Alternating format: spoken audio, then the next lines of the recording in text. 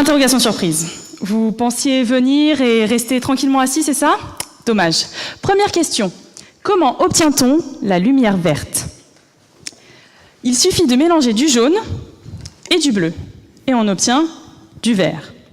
Ok, plus dur maintenant. Comment obtient-on de la couleur, de la lumière? Eh bien, c'est pas beaucoup plus compliqué. Il suffit de mélanger du jaune avec de l'incolore et la lumière fut. Oh!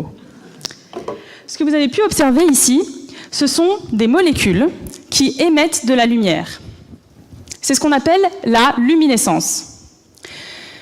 Ce phénomène va nous mener à une question, vous vous en doutez. Pourquoi les molécules émettent-elles de la lumière? Les molécules à température ambiante sont dans leur état fondamental, c'est-à-dire qu'elles sont dans l'état le plus bas possible en énergie, comme nous serions au repos. Lorsqu'on leur apporte de l'énergie, elles passent dans un état excité, un peu comme lorsqu'on prend trop de sucre ou trop de café. Elles ont trop d'énergie et elles vont chercher à dissiper cette énergie pour revenir à l'état au repos. Pour cela, elles peuvent utiliser plusieurs moyens. Par exemple, elles peuvent vibrer dans tous les sens. Et si on faisait ça un petit peu au niveau humain, ça donnerait à peu près ça. Donc vous l'aurez compris, les gens qui dansent dans les boîtes de nuit, en réalité, cherchent simplement à dissiper leur énergie pour revenir à leur état fondamental. Un autre moyen qu'ont les molécules pour pouvoir revenir à l'état initial, c'est de libérer de l'énergie lumineuse. Et dans ce cas-là, elles vont émettre un rayonnement qui va pouvoir être perceptible par l'œil humain.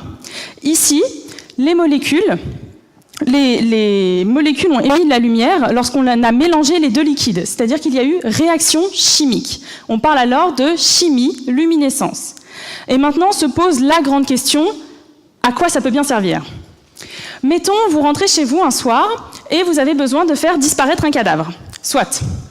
Vous vous acquittez de votre tâche et vous frottez bien partout pour qu'il n'y reste plus une seule trace visible.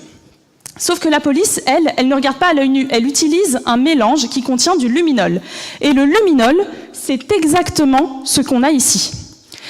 Le mélange au luminol, en contact avec le sang, va devenir luminescent, c'est-à-dire que toutes les plus infimes taches que vous ne pouviez plus voir à l'œil nu,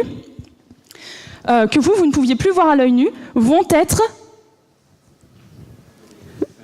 révélées, merci, vont émettre de la lumière. Et du coup, vous voyez le problème. Ici, ce qui se passe, c'est qu'on utilise la chimie en criminalistique, et c'est ce qu'on peut appeler une idée lumineuse.